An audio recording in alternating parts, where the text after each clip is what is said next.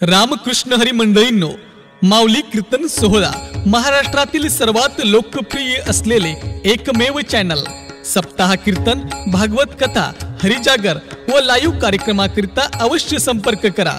माऊली चोपडे व देवा पाटील।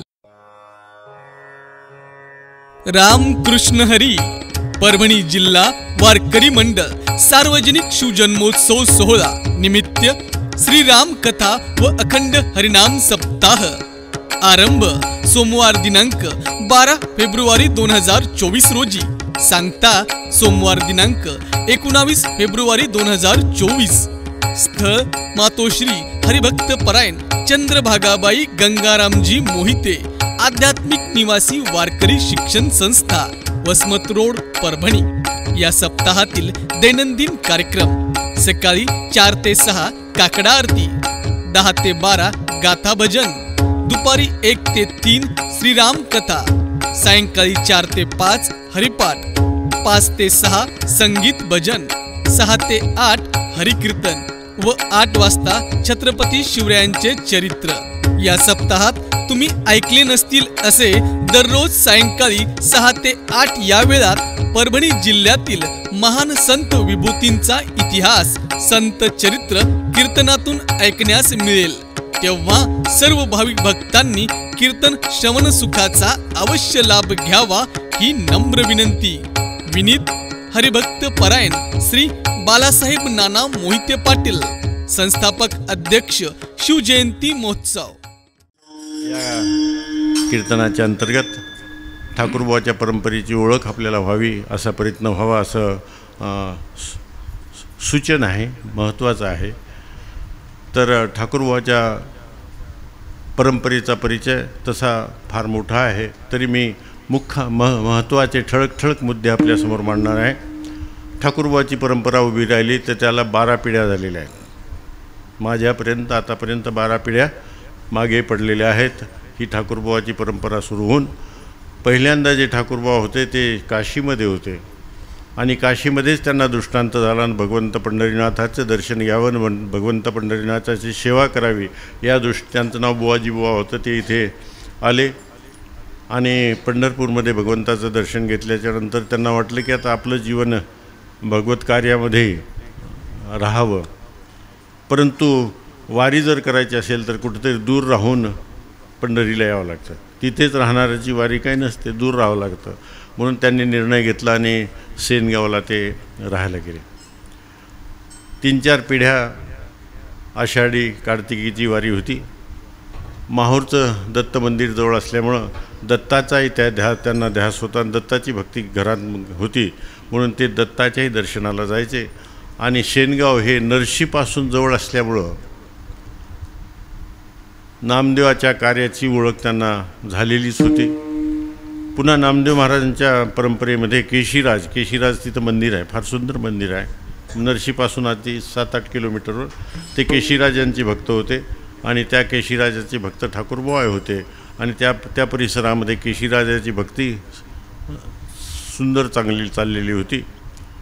पुढे बुवासाहेब महाराजांची महिन्याची वारी माहूरची होती आषाढी कार्तिकीला, कारण माहूर त्या मानानं पंढरपूरपेक्षा जवळ होतं आणि पायी वारी त्यावेळी काही व्यवस्था असायचं काही कारण नाही, 300 वर्षाच्या पूर्वीचा काळ आहे।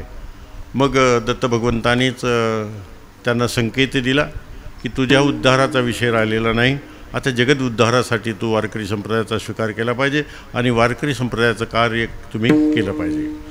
मग आता विशेष कार्य करावं। त्यांचे वडील जे होते लोभाजी महाराज, ते ज्ञानेश्वरीचे खूप चांगले अभ्यासक होते। त्यांच्या ज्ञानेश्वरीचा म्हणजे आमच्या 8व्या वंशातल्या ज्यांच्याजवळ जी ज्ञानेश्वरी त्याचा संकेत एका मोठ्या अभ्यासकाने नागपूरच्या अभ्यासकाने तो दिलेला आहे। म्हणजे ज्ञानेश्वरीचं वाचन, ज्ञानेश्वरीचे संस्कार आमच्या घरामध्ये अगदी सुरुवातीपासून होते। बुवासाहेब महाराजांच्या संगतीमध्ये जे वारकरी होते, आपुल्यासारखी करीती तात्काळ असा जी भूमिका आहे संतांची, त्या भूमिकेवर बुवासाहेब महाराजांच्या संगतीमध्ये जे एक विठ्ठल बापू पाटील कोंडुर्डीग्रस्ते होते, त्यांचं खूप सुंदर मंदिर आहे, मोठी भक्ती आहे लोकांची त्या भागामध्ये। ते बुवासाहेब महाराजचे संगतीतले वारकरी होते, बुवासाहेब महाराजचे अनुग्रहित होते। त्यानंतर रामबापू पाटे म्हणजे शिरळी जे स्टेशन आहे रेल्वे स्टेशन, तिथेसुद्धा आत्ता फार मोठं ठिकाण आहे ते रामबापू पांडेचं, तेही त्यांच्यासोबत होते.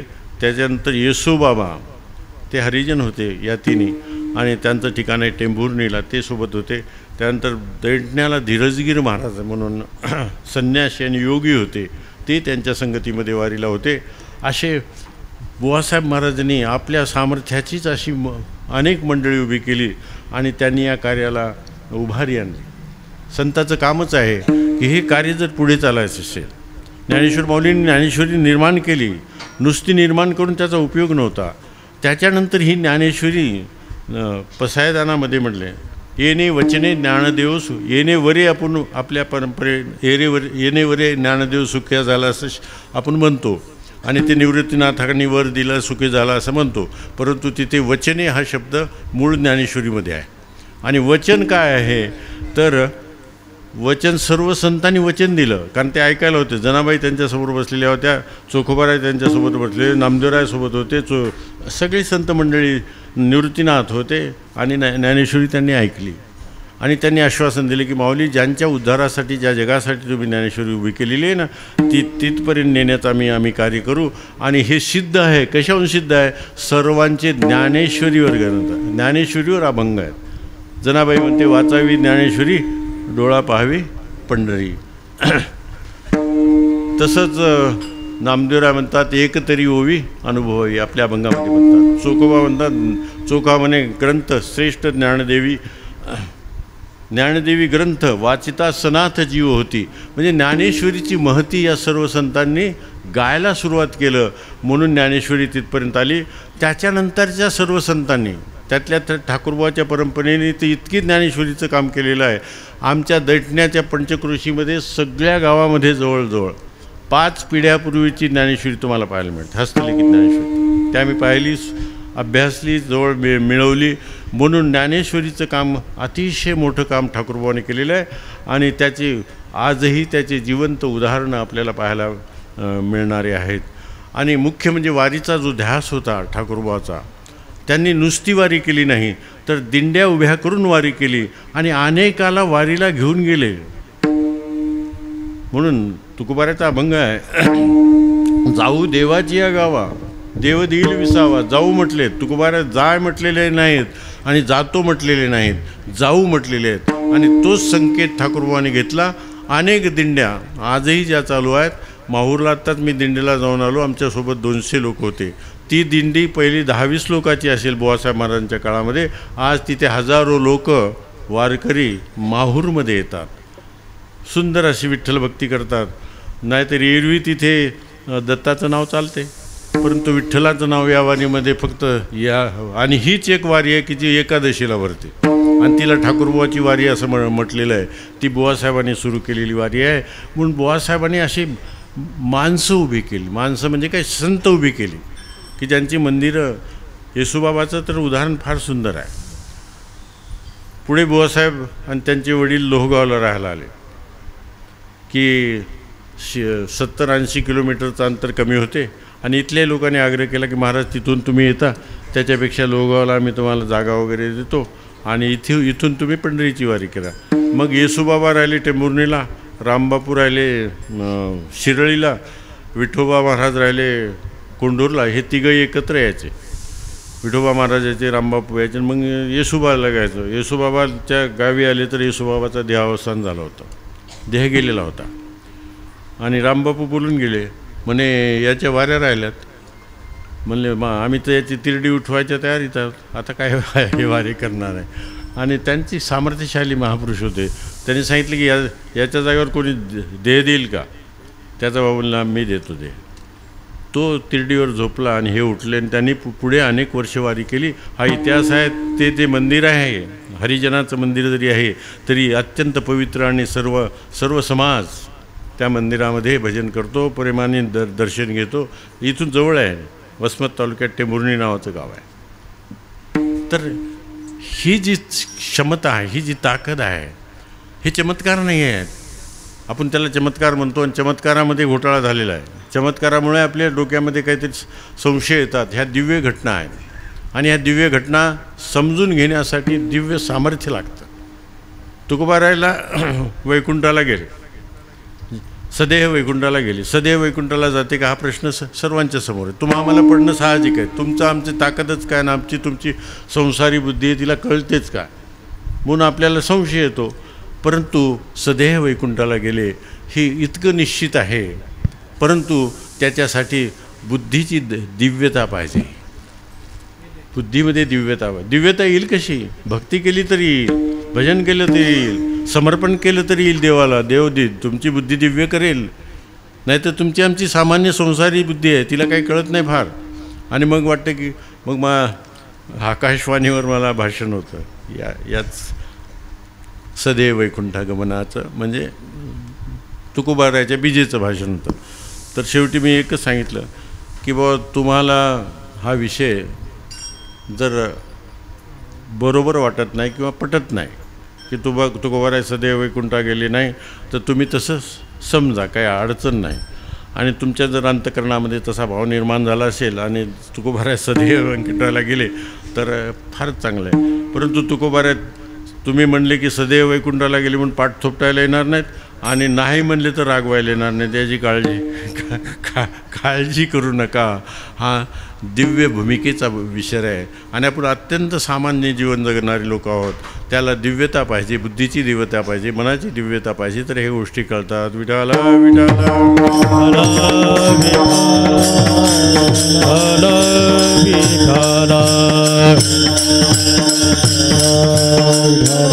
म्हणून या चमत्काराकडे पाहण्याची दृष्टी बदलली पाहिजे. ज्ञानेश्वर माऊलीच्या जीवनातला चमत्कार मी स्पष्टतेसाठी बोलतो आहे. ठाकूरबुवाच्या परंपरेमध्ये एक चमत्कार आहेत, परंतु याची स्पष्टता अधिक तुम्हाला चांगली व्हावी यासाठी मी बोलतो. चांगदेव महाराजांनी एक घोटाळा सुरू केला होता. कुठला घोटाळा? सृष्टी चक्रामध्ये मृत्यू अटळ आहे आणि मृत्यू आहे म्हणून जगामध्ये समाधान आहे. मी नेहमी सांगत असतो ते आपल्या घरामध्ये आईवडील आहेत, बरं आहेत, आजी आजोबा असले तरी ताप सुरू झाला, पणजी पणजोबा शिल्लक आहेत आणि खापरपंजा जर घरात शिल्लक असला तर त्या घरात समाधान सुख असतं का? कोणी हातवरी करून सांगावं. सगळे म्हणतील ते मेले म्हणून बरं झालं. म्हणून मरते जी जगात हे मरण आहे म्हणून सौंदर्य आहे जगाचं. मरते म्हणून नवीन निर्माण होते. नवीन जे असते ते सुंदर असते. आपण मरणार आहोत तरच आपल्या पुढच्या पिढींना आनंद होणार आहे. नेतील ते आपल्याला जाळून टाकतील काय हरकत नाही. पण त्यातला दुसरा भाग सांगतो. मुद्दाम चमत्काराचे विषय येतात आणि त्याचं स्पष्टीकरण तुम्हाला कळण्याचा प्रयत्न व्हावा म्हणून सांगतो. का चमत्कार करावं लागले हे तुम्हाला कळावं म्हणून एक गोष्ट सांगतो. चांगदेव महाराजांनी समाधीमध्ये जायचं. समाधी अवस्थेतून बाहेर आल्याच्यानंतर त्यांना एक सामर्थ्य प्राप्त व्हायचं आणि त्यांनी मेलेल्यालाही जिवंत करायचं असं त्यांनी सुरू केलं. ते समाधीला बसले की त्यांच्यासमोर मडे आणून ठेवायचे आणि त्यांच्या समाधीचं उत्थान झालं, त्यांची दृष्टी पडली, ते उठायचे. ज्ञानेश्वर माऊलीला एकच प्रश्न होता की या सृष्टीचक्रामध्ये जे विधीने लिखित आहे, विधिलिखित आहे, जन्म मरण हे सगळं विधिलिखित आहे, ठरलेलं आहे. त्या ठरलेल्या नियमाप्रमाणे हे घडलंच पाहिजे. त्याच्यामध्ये आपल्याला ढवळाढवळ करता कामा नाही. आणि मग झालं काय की आता चांगदेव महाराज 1400 वर्ष जगले होते आणि ते याच्याच कारणाने योग सामर्थ्य. मरण आलं की समाधीमध्ये जायचे, समाधीतून बाहेर आले की मरण एकदा मिटलं की पुन्हा तेवढंच आयुष्य त्यांना मिळायचं. असं 1400 वर्ष जगले होते. ज्ञानेश्वर माऊली म्हणले बा ठीक आहे तुम्ही जगले काय हरकत नाही, पण दुसऱ्याला उठवू नका ना. हे असं करायला लागलं तर कसं भानगड होईल ना या जगामध्ये. मरायले ते मरू द्या, पण त्याला समजून कसं सांगा. हे 14 वर्षाचे ते 1400 वर्षाचे. मग माऊलीने युक्तीच केली. ते समाधीला बसलेले होते, समोर मडे आणून ठेवलेले होते. मुक्ताबाई, निवृत्तीनाथ, नामदेव, सोपानदेव तिथून समोरून आले. म्हणले कोण आहेत? म्हणले तुम्हाला माहीत नाही? म्हणले मग माहीत नाही आम्हाला कोण आहेत. म्हणले हे योगीराज चांगदेव आहेत, फार मोठे योगी आहेत. हे मडे कशाला आणले? म्हणले यांची समाधीचं उत्थान होईल तेव्हा त्यांची दृष्टी पडल्यावर हे उठतात. तर मुक्ताबाईंनी लगेच युक्ती केली. एकांतर गुबगुबीत कुत्रं मेलं होतं ते आणून ठेवलं, जमलं तर काय हरकत आहे, उठलं तर उठलं. मुक्ताबाईंनी ते कुत्रं उचलल्यावरच जिवंत झालं आणि सगळ्या मड्याहून फिरवलं, सगळे जिवंत झाले आणि निघून गेले. चांगदेव महाराज उठले समाधीतून बाहेर. कोणी मेलं नाही का म्हणले, बरेच मेले होते, पण असे लेकरं आले होते आणि त्या लेकराने असा खेळ केला. मग यांच्या मनामध्ये ईर्ष्या उभी राहिली आणि त्यांना वाटलं की आपल्यापेक्षा नक्की सामर्थ्यशाली आहेत, आपल्याला समाधीमध्ये जावं लागतं, हे तर बिन समाधी चलता चलताच उठवायले, तर आपणच त्याला भेटायला गेलं पाहिजे. भेटायला निघले. आता तरी अहंकार कुठे गेला होता? वाघाला अंकित केलं आहे, बसले, हातात सापाचा चाबूक घेतला. अहंकार आहे ना, योगाचा अहंकार, अंकित करण्याचा. हा लवाजमा चालला आहे माऊलीच्या भेटीसाठी. तर माऊली सकाळचा प्रहरा होते, भिंतीची ती भिंत आहे ना खंडोळ, त्याच्यावर बसलेली होती चौघही. तर म्हणले बाबा चांगदेव महाराज आले, चांगदेव महाराज आले. त्याने वाघावर बसले, हातात. बरं म्हणले आपल्यावर तर काही घोडं नाही काहीच नाही. भिंत चालवली. आता भिंत चालवली हा विषय समजून घ्या. माऊलीचंच एक उद्गार आहेत, हे विश्वची माझे घर, ऐशी मती ज्यांची स्थिर, किंबहुना चराचर आपण. चर आणि आचर, जे त्या भिंतीमध्ये चैतन्य होतं तेच माऊलीच्या जीवनामधलं चैतन्य. हे चैतन्य एक रूप होतं. भिंत ते वेगळे नव्हते. किंबहुना चराचर आपण झाला. परंतु हे तुम्हाला आम्हाला कळण्याचा विषय नाही, आत्मज्ञानाचा विषय, आत्मशक्तीचा विषय आहे. तुम्हाला आम्हाला आत्मज्ञान नसल्यामुळे हे कळत नाही. परंतु ज्ञानेश्वर माऊलींनी भिंत चालवली म्हणजे काय, ज्ञानेश्वर माऊली स्वतः चाललेले. भिंत ते त्यांचं रूपच होतं. भिंत ते वेगळे नव्हते. ते चैतन्याने हे चैतन्य एक रूप असल्यामुळे त्यांना त्या भिंतीला सांगायचंच काम नव्हतं. त्यांनी नुसतं मनात आणायचं, स्वतःच चालायचं आहे ना. तसंच रेड्याच्या मुखी बोलले म्हणजे काय, रेडा बोलला नाही, या ज्ञानेश्वरच त्यांच्या मुखातून बोललेले आहेत असं त्याचा. परंतु हा आत्मज्ञानाचा विषय असल्यामुळे तुम्हाला आम्हाला स्पष्ट होत नाही. आत्मज्ञानी लोकांसाठी हा स्पष्ट आहे. त्यांच्यामध्ये कुठलीही याच्या संदर्भात शंका नाही आहे. तुमच्या आमच्या शंका कधी संपतील, जेव्हा आपण आत्मज्ञानावर आरूढ होऊ तेव्हा कळेल की ज्ञानेश्वर माऊलीचं आत्मीय सामर्थ्य काय आहे हे कळेल. असे हे चमत्कार संतांच्या जीवनामधले आहेत. आणि हे संतांच्या जीवनातले चमत्काराच्या पाठीमागे महत्त्वाचे ध्येय आहेत. चांगदेवासारखा जर घोटाळा करत असेल आणि सृष्टीचक्रामध्ये घोटाळा करत असेल तर त्याला कुठेतरी समजून सांगायचा प्रश्न येतो. आणि ज्ञानेश्वरासारखे महान विभूतीच ते करू शकतात.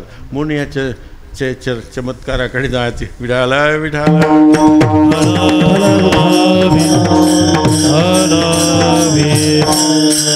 बुवासाहेब महाराज ज्या घोड्यावर वारी करायचे तो घोडा एकादशी करत होता. त्या काळामध्ये पंचांग हा विषय नव्हता. छापखानेच नव्हते. फक्त ब्राह्मण सांगेल तेव्हा एकादशी, ब्राह्मण सांगेल तेव्हा गुरुवार, ब्राह्मण सांगेल, कारण काहीच नव्हतं ना. फक्त ब्राह्मणाजवळ काय ते पाड असायचं आणि त्या पॅडवरून त्यांनी सांगायचं की आज एकादशी आहे. तोपर्यंत आपल्याला कॅलेंडर भिंतीवर नव्हते, काहीच नव्हतं, समजायचं काही कारण नाही.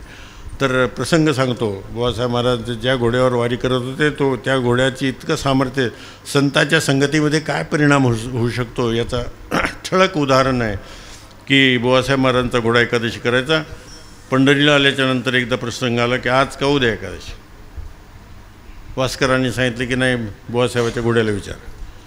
घोड्याला तोबरा लावला, त्यानं खाल्ला नाही. ते काही हुशार असतात, ते म्हणले हे घोडंच आहे, त्याने खाल्ला काय नाही खाल्ला का, आपल्याला आज एकादश करणार आणि उद्या करणार. सांगायचं तात्पर्य, घोडा तोबरा लावला तरी हरभरे खात नव्हता एकादशीच्या दिवशी. आणि त्या घोड्याचा इतिहास शेवटचा असा आहे की त्या घोड्याला इथे बुवासाहेब महाराजांनी थकला म्हणून बांधून ठेवलं. लोगावला राहत होते, थकला म्हणून बांधून ठेवलं आणि दुसरा घोडा घेऊन गेले. परंतु याला तळमळ लागली, वारी पडते की काय असं त्याच्या जीवनामध्ये प्रश्न उभा राहिला. त्याने 2 दिवस अगोदर सगळे दावे वगैरे तोडले आणि धावत निघाला. 2 दिवसात पंढरीला पोहोचला. बुवासाहेब महाराज चंद्रभागेच्या स्नानाला येत आहेत. समोरून घोडा येताना दिसला. म्हणले खरा वारकरी आला. जवळ गेले, त्याच्या पाठीवर थोपटलं. तिथेच तो गतप्राण झाला. त्या काळामध्ये त्याची मिरवणूक काढून त्याला समाधी देण्यात आली आणि ती समाधी आजही पावन समाधी म्हणून मानल्या जाते. परंतु ती पावनता परमार्थासाठी उपयुक्त आहे. त्याचं उदाहरणही मी सांगतो. आमचे परमेश्वर बुवा आहेत गायक, सोहळ्याला फार दिवसापासून जातात लाशिनकर. आणि सोहळ्याला गेले, पाय असे थकल्यासारखे झाले. म्हणले आता काही शिवारी आपली पडते, काही उपयोग झाला नाही असं त्यांच्या मनामध्ये भाव निर्माण झाला. आणि पुन्हा भावाला की चला आपण घोड्याला विनंती करू की मला वारी होऊ दे, एवढी मला चालू दे. आणि ते पूर्ण चालत आले, पेढे घेऊन आले. तर अगोदर आमच्याकडे घेऊन आले, घोड्याला ठेवून आलं. म्हणले महाराज पेढे घेऊन आलो. मी म्हणलं बा कशाचे पेढे आहेत? तर मग ते इतिहास सांगितला त्याने की असं झालं होतं. तर म्हणलं बा बरोबर आहे, तुम्हाला वारीला चालायचं होतं पण त्यानं ताकद दिली. तुम्हाला जर संसारात आवत हाणायची असते तर दिली असती का नाही सांगता येत नाही. तो त्याला खूप नवस बोलतात, खूप चांदीचे घोडे वगैरे वाहतात वगैरे, नवस करतात. आता त्याला नवस केलेला विठ्ठलाला पाळावं लागतो, कारण भक्ताची लाज राखावं लागते. त्या घोड्याची लाज राखायसाठी सगळं विठ्ठल पुरवत असतो आणि दिसत असतो समोर घोडा, कारण विठ्ठलाला वाटते याचा अपमान होता कामा नये. पुन्हा एक उदाहरण सांगतो घोड्याचं, फार सुंदर, आत्ता इतक्यातलं. आमचे रामचंद्र महाराज आपले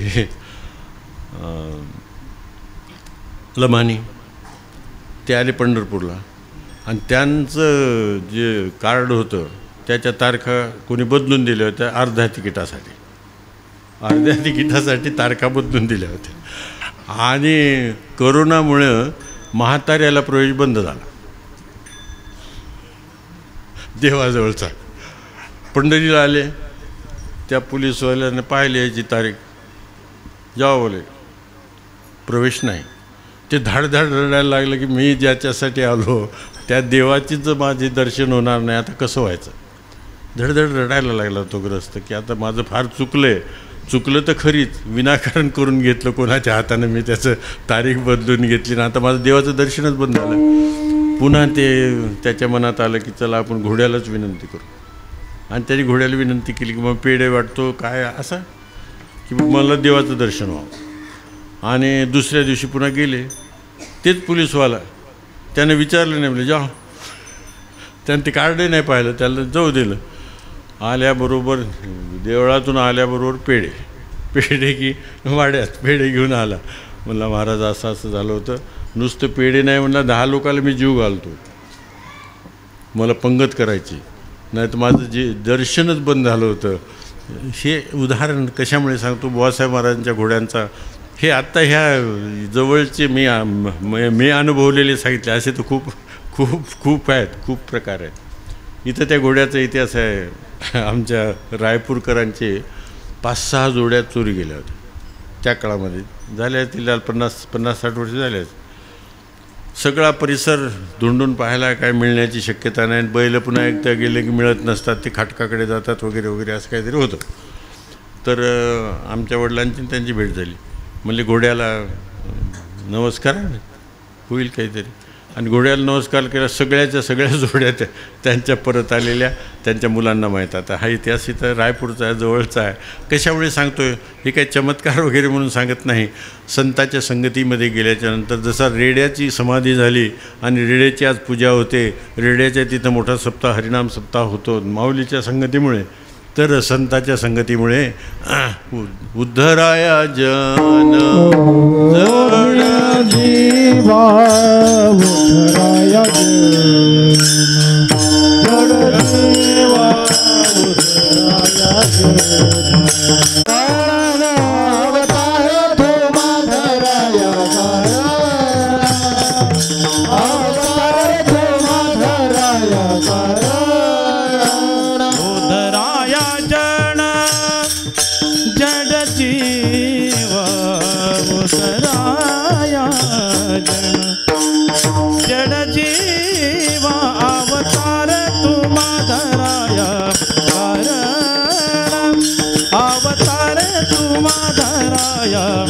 कारण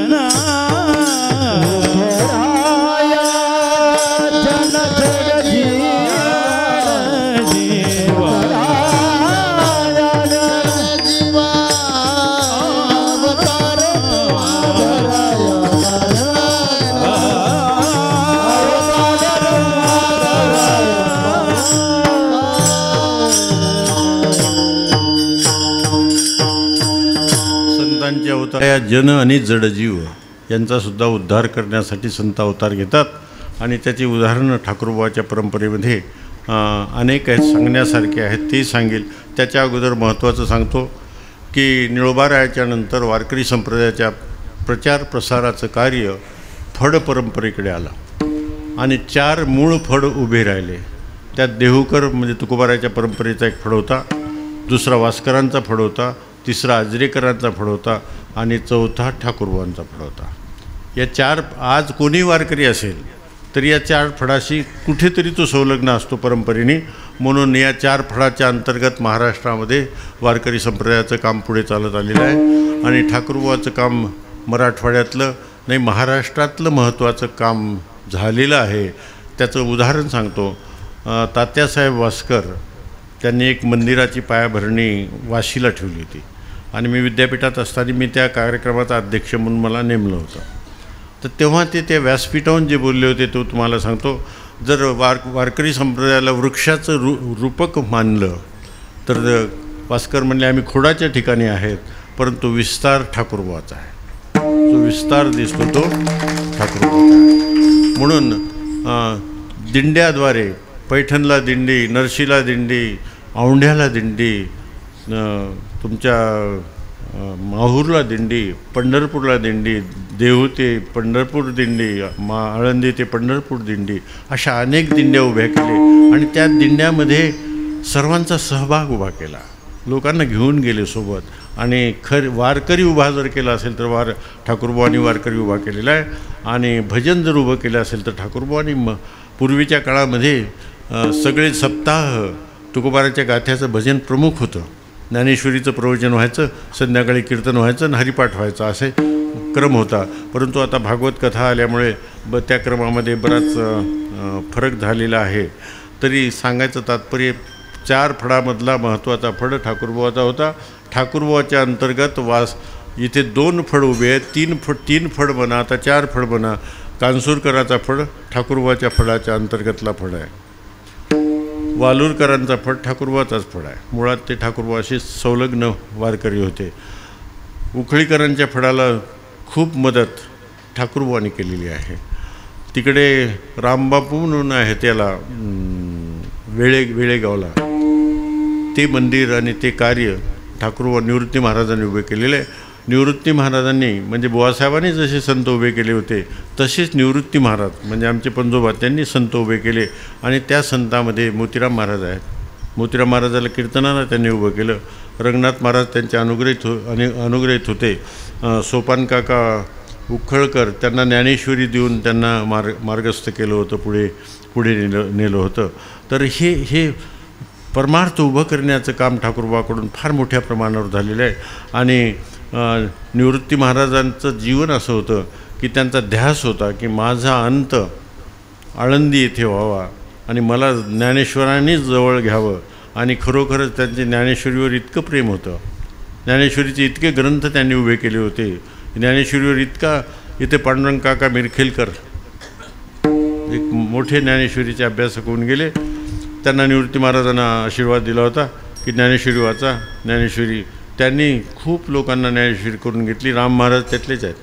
आता ते कीर्तन हाल येणार आहे त्या पांडुरंग महाराजांनीच त्यांना उभं केलेलं आहे. असं ग्रंथावरचा विश्वास. शेवटी काय आहे, संप्रदाय जर चालायचा असेल तर प्रमाणाने चालला पाहिजे.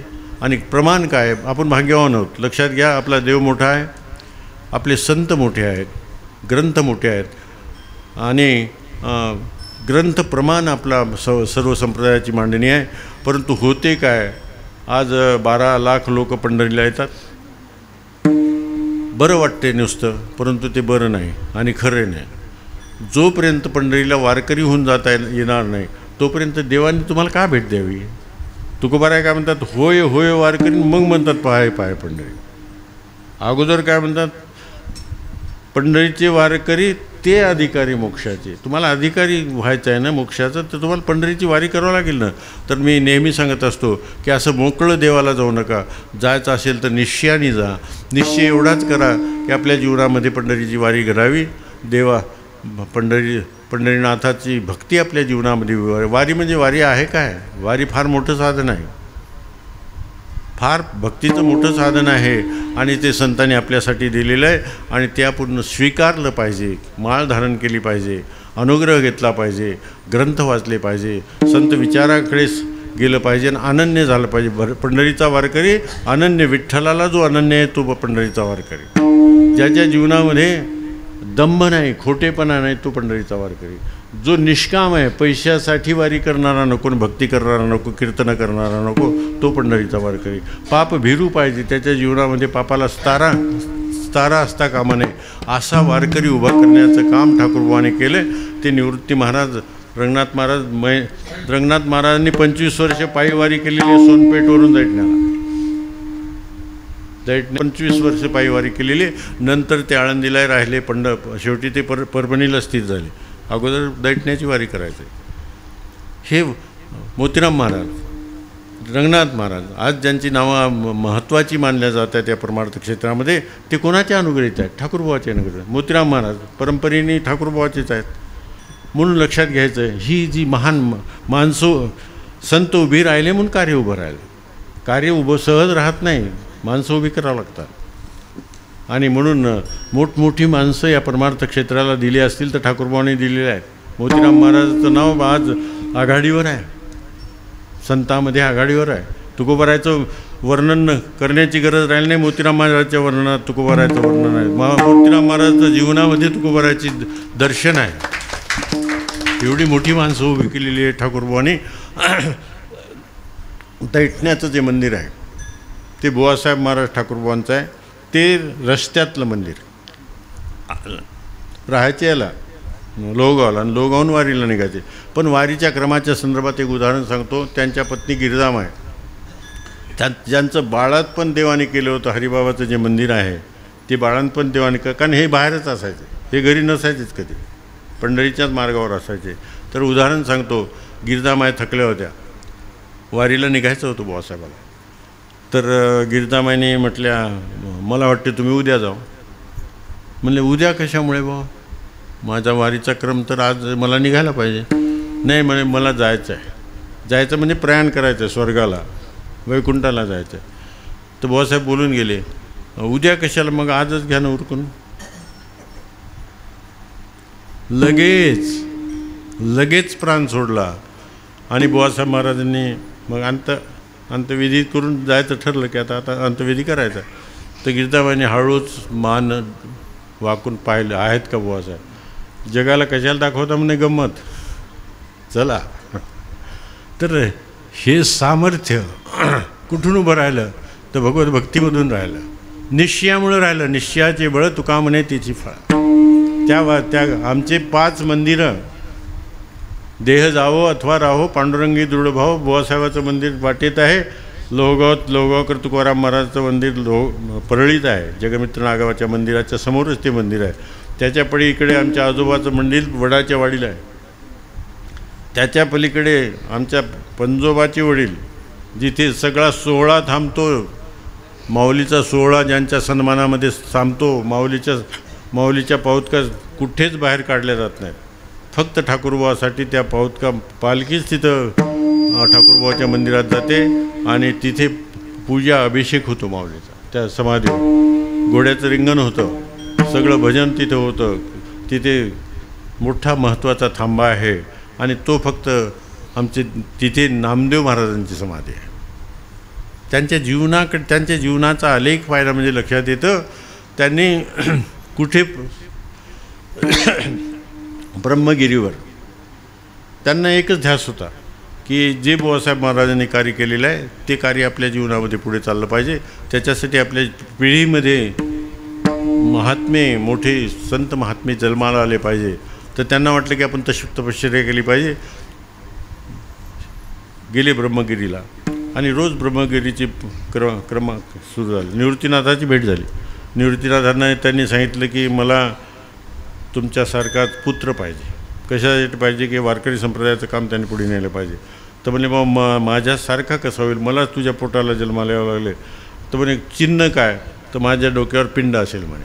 आणि निवृत्ती नाव जे आमच्या निवृत्ती महाराजाचं होतं ते निवृत्तीनाथाचे अवतार होते, परंतु तपश्चर्येने झाले होते असे मला वाटलं आणि घडलं असं नव्हतं. त्या काळामध्ये तिथे जाऊन राहायचं, ब्रह्मगिरीची प्रदक्षिणा करायची. ही काय साधी गोष्ट आहे का हो? आपल्याला आता तर गाडीनं जायला कंटाळा वाटायला. आणि तिथे जाऊन तपश्चर्या त्यांनी केली, तेव्हा त्यांच्या पोटी असे महान पुत्र जन्माला आले. अहो, आता आमचा अनुभव सांगतो की आम्ही जेव्हा आज ग्रंथसंपदेमध्ये विश्वासाने मी सांगू शकतो की आमची जी काही ज्ञानेश्वरी आहे, अत्यंत सुलभ आणि सुंदर अशी ज्ञानेश्वरी आज आम्ही देऊ शकलो. त्यात डांगे सरांचं फार मोठं योगदान आहे, त्याच्याबद्दल वादच नाही. डांगे सरांनी जर शुद्धीकरण केलं नसतं तर आम्ही पुढचं काम करू शकलो नसतो. परंतु आज आम्ही वारकऱ्यांना सोपी आणि सरळ अशी ज्ञानेश्वरी दिलेली आहे.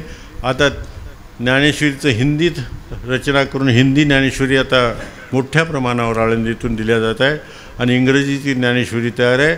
तुकोबारायाच्या ग्रंथाचं हिंदीकरण आम्ही करू शकलो. ती सगळं सामर्थ्य आमच्या 10 पिढ्याचं सामर्थ्य आहे.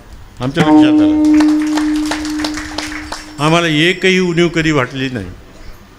एखादा विषय जर लक्षात येत नसेल, कारण इतकं सोपं नाही आहे ते. तुकोबारायाचा अभंग जरी असेल तर काही इतका सोपा नाही आहे. काही कळतच नसलं तर झोपताना प्रार्थना करायची देवाला. आमच्या मिसेसचं तर फार सातत्याने चाललेलं असते की ती देवाला प्रार्थना करायची की हे मला स्पष्ट होत नाही. तर इतकं स्पष्ट होत होतं की ग्रंथ कोणता आहे, याचं उत्तर कोणत्या ग्रंथात आहे, ते सुद्धा आम्हाला दुसऱ्या दिवशी सकाळी उठल्याबरोबर प्राप्त होतो. या ग्रंथातून हा संदर्भ पाहावा लागणार आहे. तो ग्रंथ पाहिला की तो संदर्भ मिळायचा. म्हणून इतकं सुंदर काम झालं आहे. मी म्हणत नाही, गोविंदगिरी म्हणतात. गोविंदगिरी जे राम ट्रस्टचे जे ट्रेझरर आहेत आता, कोषाध्यक्ष आहेत, ते म्हणतात की पूर्वी माझ्याकडे मी ज्ञानेश्वरी पाहताना अनेकांच्या ज्ञानेश्वरी हाताळत होतो. आता फक्त माझ्या टेबलवर फक्त तुमची ज्ञानेश्वरी आणि तुमच्या ज्ञानेश्वरीशिवाय पाहत नाही. त्यांना अमृतानुभव दिला आम्ही निर्माण केलेला. आता तर भेटल्याबरोबर भेट म्हणून दिला त्यांना. भेटल्याबरोबर म्हटले की बरं झालं तुमचा अमृतानुभवाला, मला आता अमृतानुभवावर प्रवचन करायचे आहेत. आणि आमच्या अमृतानुभवाला धरूनच सर्व प्रवचनं त्यांनी केली. आम्ही यूट्यूबला ती पाहिली तर आमच्या अमृतानुभवामध्ये आम्ही सांगितलं की अमृतानुभव तत्त्वज्ञानाचा जरी ग्रंथ असला तर अंतिमरित्या भक्तीचा ग्रंथ आहे आणि हा मुख्य भक्तीचा ग्रंथ आहे असं आमचं प्रतिपादन होतं. तेच गोविंदगिरीने प्रतिपादन केलं. हे सगळं कुठून मिळालं, का करू शकलो, याचं उत्तर आम्हाला एवढंच माहीत आहे की आमच्या अनेक पिढ्यांची जी काही संस्कार आहेत, जी सेवा आहे भगवंताची, ती सेवा आमच्या सातत्याने आमच्या पाठीमागे उभे आहे. म्हणून आज 10-12 ग्रंथ निर्माण झाले आहेत. तुकोबारायाचा हिंदीमध्ये ग्रंथ निर्माण झाला आहे. आता इंग्रजीतही करावं की काय असं वाटायला लागलं आहे. विठाला विठाला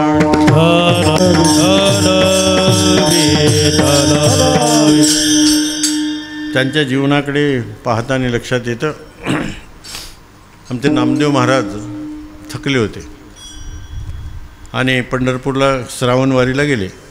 वारी तर चुकायचीच नाही, कारण आमच्या 5 मंदिरं रस्त्यातच आहेत, रस्त्यातच गेलेले आहेत. ते कोणीच परत आलेलं नाही.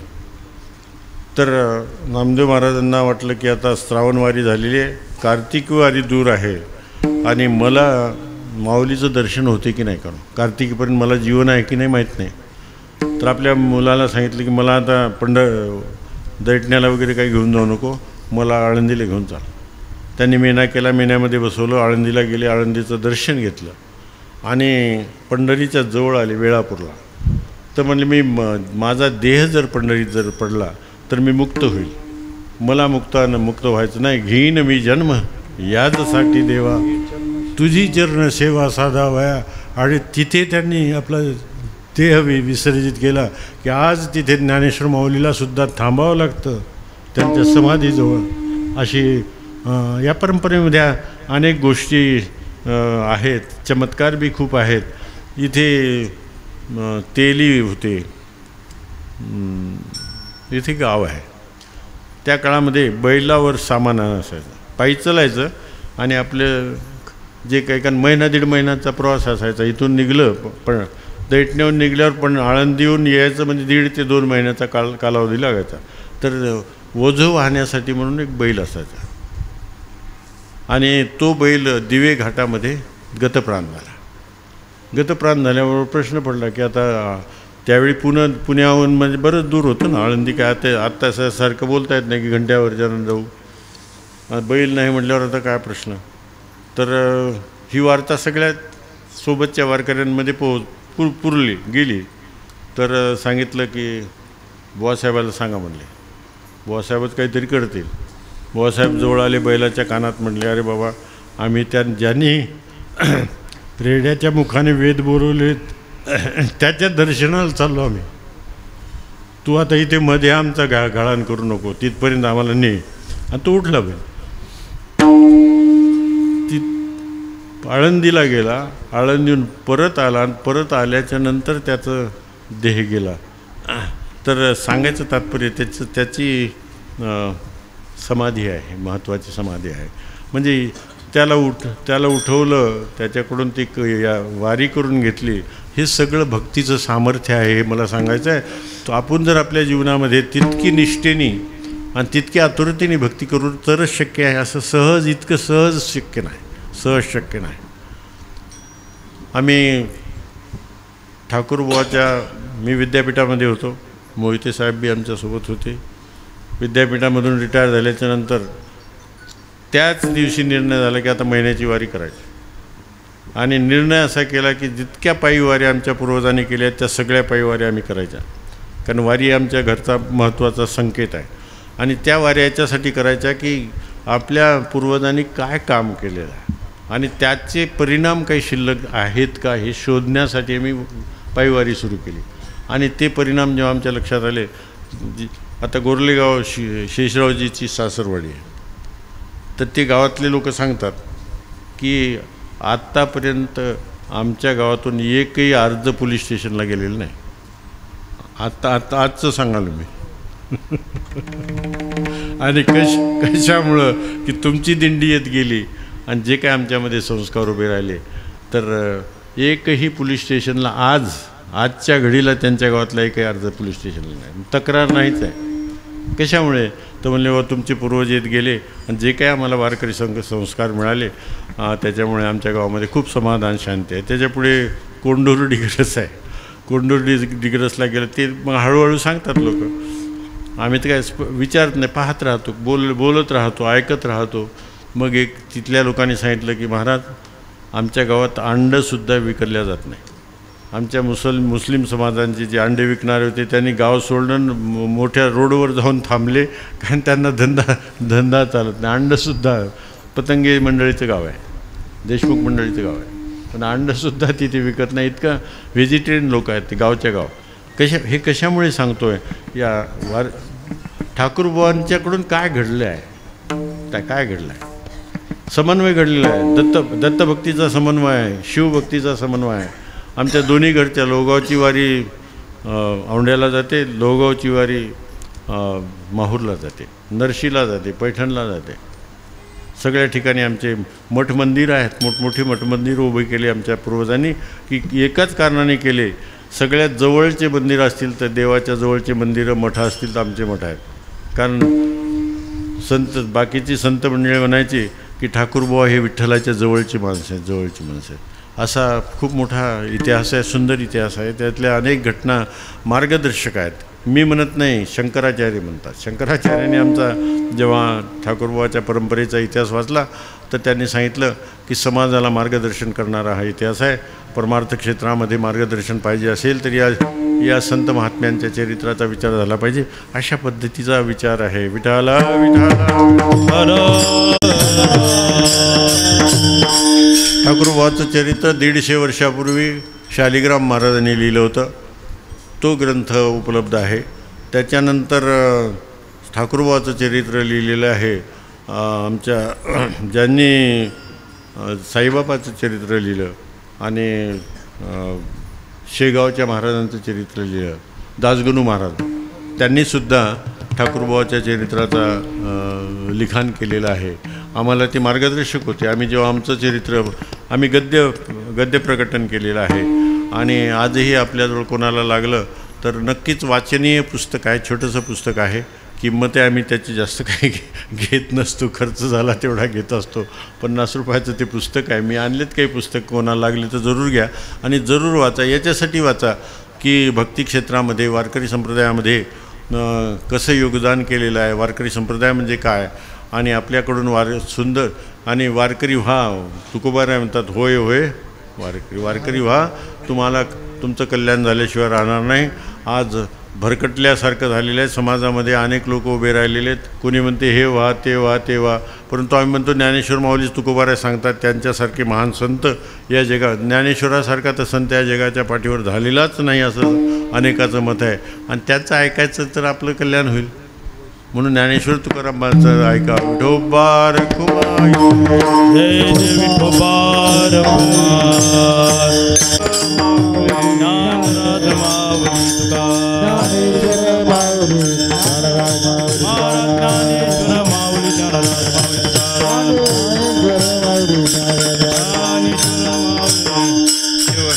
शेवटची चाल म्हणा. घडो त्याची सेवा, तुका म्हणे मज घडो त्याची सेवा, तुका म्हणे मज घडो त्याची सेवा, तुका म्हणे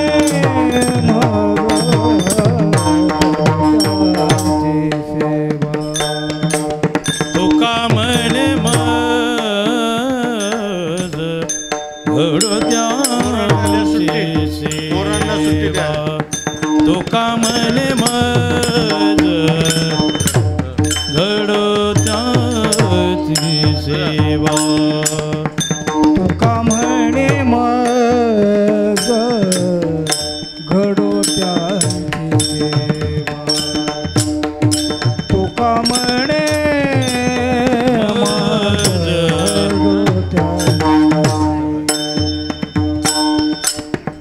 तरी माझ्या दैवा पार नाही, तरी माझ्या दैवा पार नाही,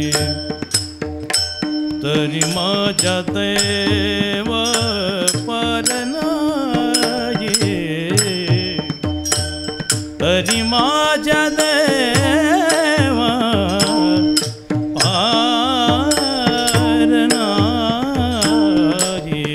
कुळी कन्या पुत्र होती जे सात्विक, कुळी कन्या पुत्र होती जे सात्विक. तरी माझ्या दैवा पार नाही, तरी माझ्या दैवा, तरी माझ्या दैवा पार नाही, कुळी कन्या पुत्र होती सात्विक, कुळी कन्या पुत्र होती तयाचा हारिक वाट देवा, तयाचा हारिक वाट देवा, तयाचा हरिक वाट देवा, तयाचा हरिक वाटे वाटे देवा, तयाचा हरिक, तयाचा हरिक वाटे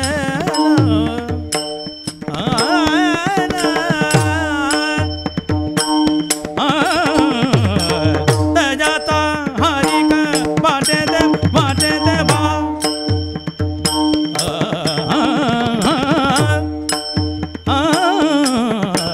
तयाचा हरिक वाटे देवा देवा वाटे देवा.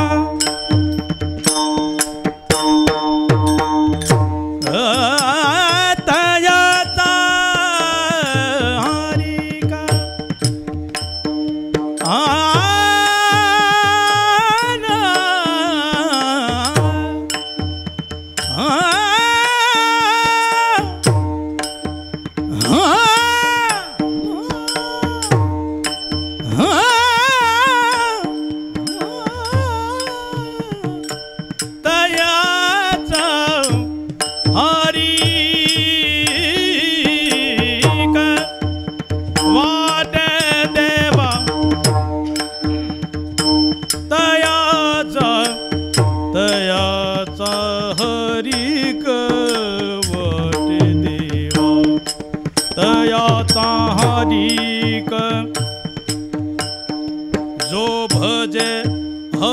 को सदा जो भजे हरि को सदा जो भजे हरि को सदा सोही परम पद पावेगा सोही परम पद पावेगा पावेगा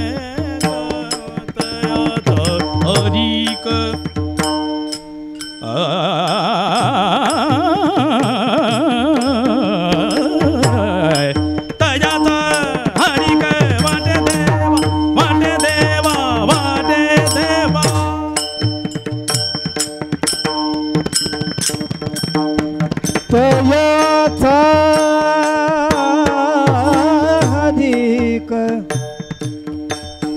तयाचा हरी क तयाचा हरी क तयाचा हरी क तयाचा हरी क तयाचा हरी क वाटे देवा वाटे देवा तयाचा हरी क तयाचा हरी क तयाचा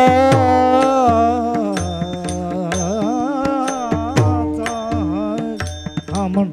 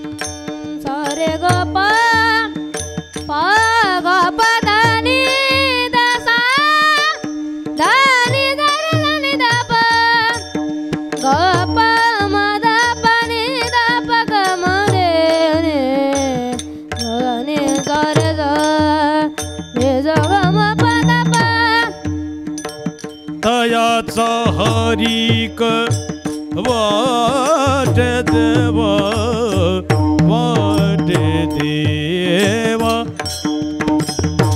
उलिकन झालं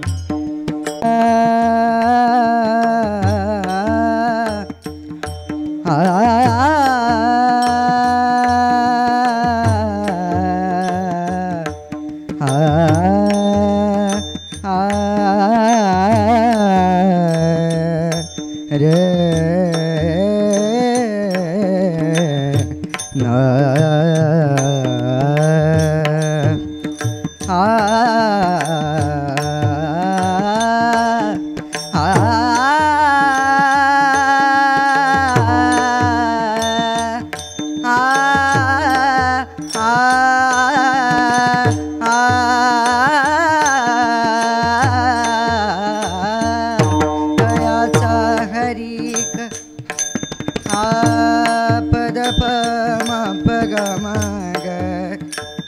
ग पद प पदनी धनी सारे सारे ग मने ग रे नि द सा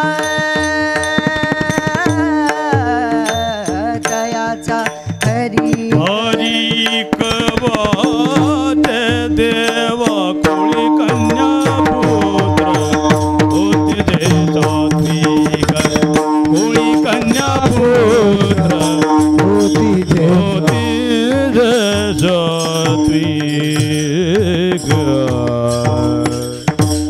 अभंगाचं शेवटचं चरण आहे. तुका म्हणे मज घडो त्यांची सेवा, तरी माझ्या दैवा पार नाही. लक्षात घ्या, संतांचे अंतकरण काय बोलतात हे आपण लक्षच देत नाही. संतांच्या बोलण्यामध्ये दोन गोष्टी असतात आणि त्या लक्षातच घेतल्या पाहिजे.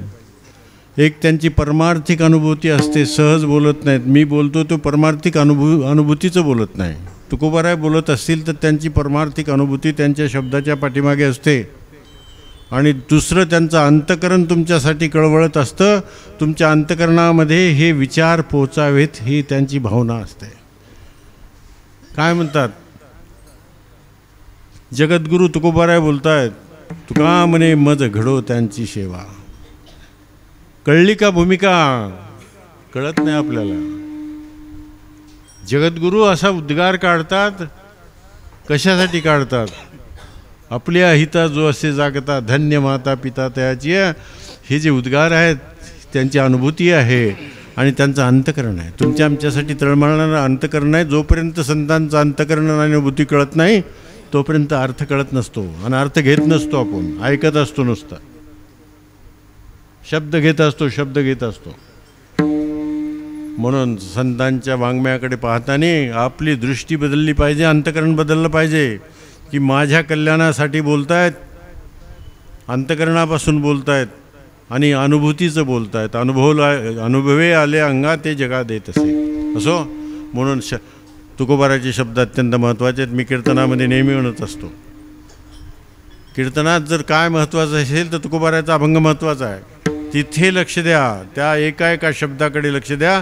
त्या एका शब्दाला आपल्या हृदयापर्यंत नेऊन पोहोचवा, तर तुम्हाला काही मिळेल, नाही तर अन्यथा काही मिळणार नाही. असो. त्याच्यानंतर सांगायच्या ओघामध्ये एक महत्त्वाचा विषय सांगायचा राहिला होता, तो मी सांगणार आहे. तो आहे नाईक बाबांचा विषय. गवंडगाव नावाचं गाव आहे. गवंडगावला नाईक बाबा नावाचे महान संत होऊन गेले. त्यांची महानता ही आहे की त्यांच्या जीवनामध्ये ज्ञानेश्वरीवरचं अत्यंत प्रेम होतं, ज्ञानेश्वरावर अत्यंत प्रेम होतं. त्यांनी आपल्या जीवनामध्ये सगळ्यात महत्त्वाचं काम केलं असेल तर अगोदर ज्ञानेश्वराचं मंदिर उभं केलं.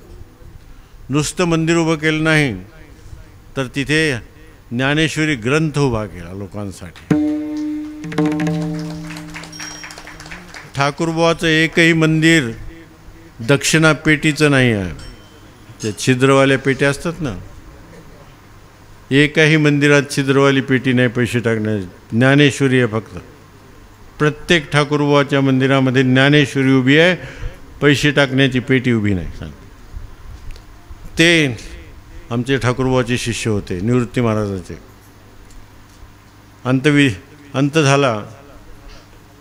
अंत झाल्याच्या नंतर त्यांची एक तळमळ राहिली होती की निवृत्ती महाराज माझ्या शेवटी असावेत. परंतु त्या काळात इतकं सोपं नसतं की मोटरसायकलवर चला, कशावर चला, आणा. निरोपच जाणं कठीण. कुठे आहेत निवृत्ती महाराज माहीत नाही.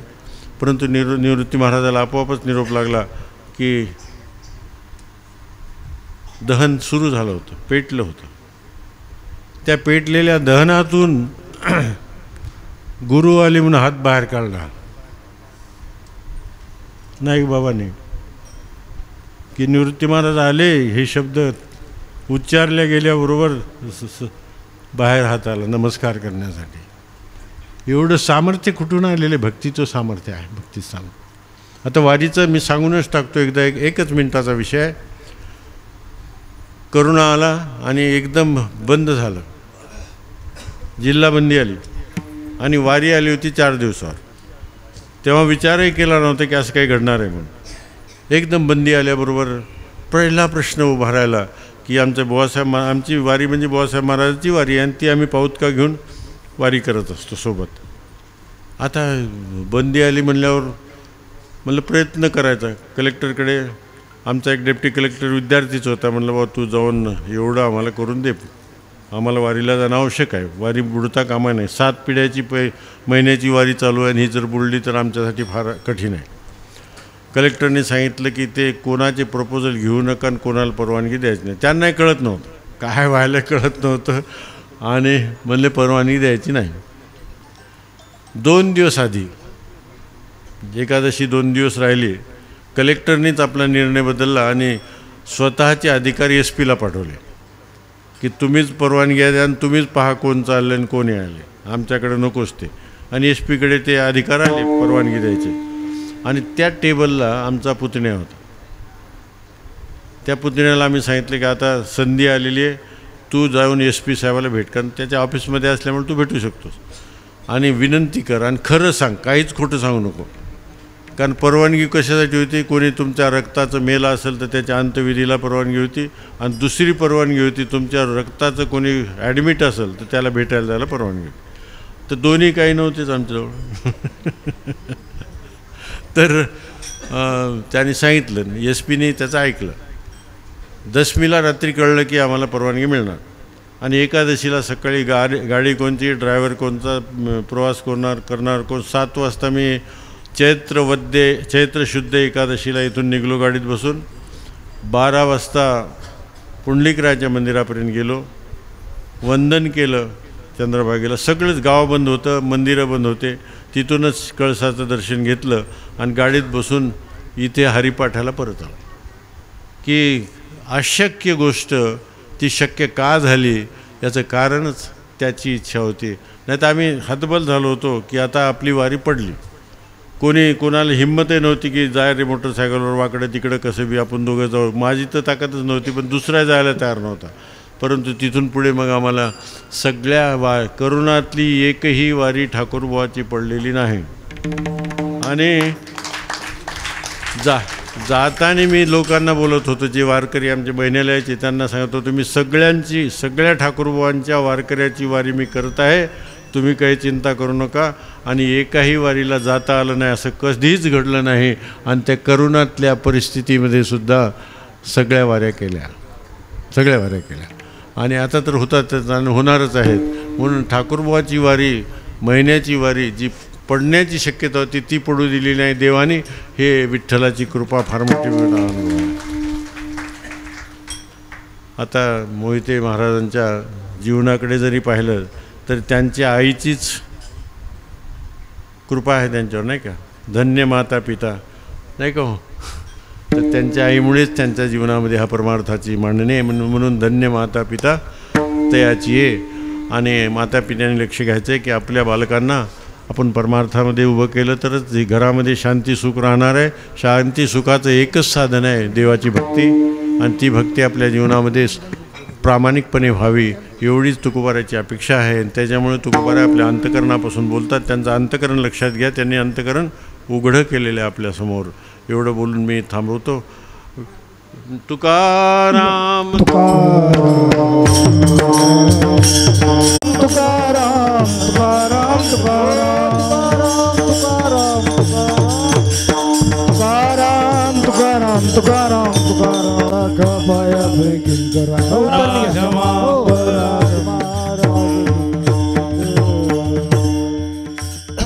रूपी पुष्प आपल्या परभणी जिल्ह्याचं नाही तर महाराष्ट्राचं भूषण.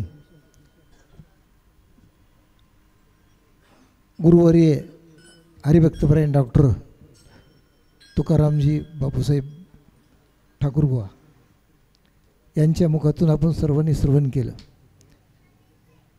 हा उपक्रम महाराज आम्ही कारण पहिले एक अभंगात होतं की मंगळवेळी भूमिसंताची गाणं काय होतं का अभंग होतं की, पण मी असं म्हणेल की परभणी ही भूमिसंताची. नामदेव महाराज जनाबाईच्या नंतर जे जे संत होऊन गेले त्यांचं चरित्र सांगावं हा आम्ही उपक्रम थोडं मनात आला. सर्वांनी आम्ही ठरवलं शिवजयंती महोत्सव समितीच्या वतीने. हा माझा एकट्याचा विचार नाही, तर सर्वांचा आमचा विचार आहे आणि तो आम्ही अंमलात आणण्याचा केला. हा फार मोठा करायचा विचार होता, पण देवाला वाटलं असं पहिल्यांदा छोटाचं करून पहा, नंतर मोठा करा.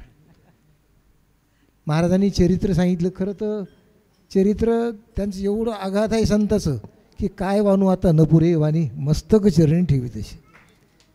फार मोठं आघात चरित्र आहे आणि ते आपल्याला थोडं थोडं माहीत व्हावं म्हणून महाराजांनी काय केलं, पहिल्यांदा आपल्याला डॉक्टर कसा पहिल्यांदा गोळी देतो, गोळीनं नाही राहिलं तर इंजेक्शन देतो आणि इंजेक्शन नाही अनेक काहीतरी प्रकार करतं. तसं त्यांनी आपल्याला पहिल्यांदा तुम्हाला गुण यावं म्हणून गोळी दिली आपल्याला.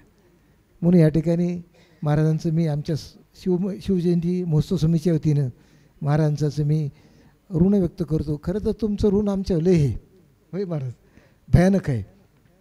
तरी पण आता महाराजांचं पूजन आमचे व्यंकटाजी पोळ आणि व्यंकटेश परांडे सर प्राध्यापक यांना विनंती करतो की महाराजांचं पूजन करायचं आणि सोबतच हरिभक्तपरायण मीराताई ज्यांचं नाव बी मीराताई आहे आणि खरंच पूर्ण मीराताईचे गुण ज्यांच्या अंगामध्ये आहेत अशा हरिभक्तपरायण संत मीराबाई यांचंसुद्धा या ठिकाणी पूजन मेनका आणि सिंधू करतील. या हॅलो हॅलो एक खुर्ची घ्या त्याला. एक मिनिट सर्वांचा घेतो. हां सर बोलणार महाराज बाळू एक मिनिट महाराज. तर तुमचे वडील बापूसाहेब महाराज, तर आमच्या आजोबांनी त्यांच्या वडिलाच्या पुण्यतिथीनिमित्त 40 वर्षे सप्ताह केला आणि 40 वर्षे नेम बापूसाहेब महाराजाचा होता. माहिती आहे का तुम्हाला? 40 वर्षे माझ्या आजोबांनी, म्हणजे आमच्या घरी 40 वर्षे त्यांचे वडील बापूसाहेब महाराज येत होते. तर 2 गोष्टी मला घरी सांगितलेल्या माहीत आहेत मला. तर थडी पिंपळगावला सप्ताह व्हायचा आणि नंतर लाशिन्याला व्हायचा, नंतर आमचे टाकळ गावान पाथरी तालुक्यातलं आमचे आईचे वडील. तर मग त्या काळात डमणी असायची ते महाराजांना न्यायला घ्यायला आणि अरुंद पांदण असायच्या रस्ते. तर आमचे आईचे वडील बापूसाहेब महाराजाला पिंपळगावून घेऊन निघाले. पुढं आल्यानंतर 2-3 वाटसरू जाऊ लागले तिथून. ते म्हणले महाराज रस्ता अरुंद आहे, पांदण होत्या पहिले आणि तिथं गाय मरून म्हटले त्या पांदणीमध्ये आणि तुमची काही दमनी जाऊ शकत नाही. तर आमचे आजोबा होते आईचे वडील.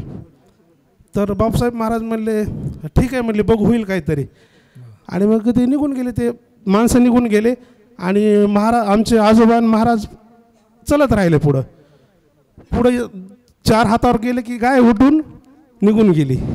हा आमच्या आजोबाचा घडलेला प्रसंग आहे. आणि त्यावेळेस आमच्या आजोबाला महाराज म्हटले कोणाला सांगू नका, ही अशी घटना झालेली आहे, नसतं माझ्या मागे लागतील लोक. आणि दुसरी घटना आहे, ज्यावेळेस आमच्या घरी नेम होता त्यांचा, तर पूर्वी बत्त्या लावायचे, लाईट नव्हती, तर रॉकेल संपलं बत्त्यामधलं. तर बापूसाहेब महाराज म्हणले काय करा, पांडुरंगाच्या नावानं पाणी भरा म्हणले त्याच्यात. आणि अक्षरशः पाण्या भरलं बत्त्यामध्ये आणि रात्रभर त्या बत्त्या चालल्या. हे माझ्या घरातले म्हणजे घडलेले प्रसंग आहेत. तर ह्या अनुरूप म्हणून मला हे 2 गोष्टी सांगाव्याशा वाटल्या, ही सत्य घटना घडलेली. कधी ऐकायला भेटलं आमचंच भाग्य.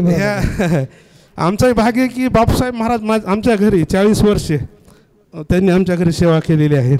थांबा जर ब्राह्मणगावकर यांच्या मुखातून आपल्याला आताच यशनाक महाराजांचं सांगितलं, अण्णा महाराज तसेच भोजलिंग काका यांचं चरित्र आपल्याला श्रवण करायला भेटणार आहे. चला महाराजाचं पूजन होईल. बालासाहेब जाऊ नका, बालासाहेब झाडे महाराज जाऊ नका. राम जय जय रामकृष्ण हरी, रामकृष्ण हरी, जय श्री रामकृष्ण हरी, रामकृष्ण कृष्ण हरी जय जय राम कृष्ण हरी जय जय राम कृष्ण हरी राम कृष्ण हरी जय जय राम कृष्ण हरी राम कृष्ण हरी जय जय राम कृष्ण राम कृष्ण हरी जय जय राम कृष्ण हर घाल नका कृष्ण हरी जय जय राम कृष्ण हरी हो मधुकर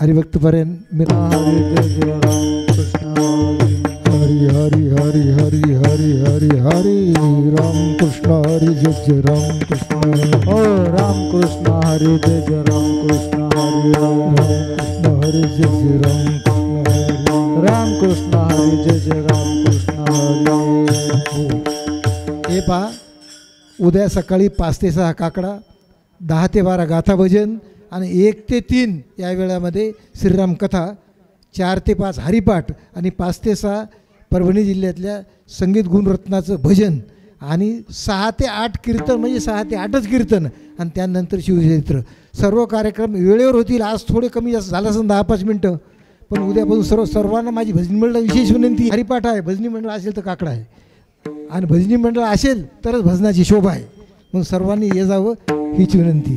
ज्ञानदेव तुकाराम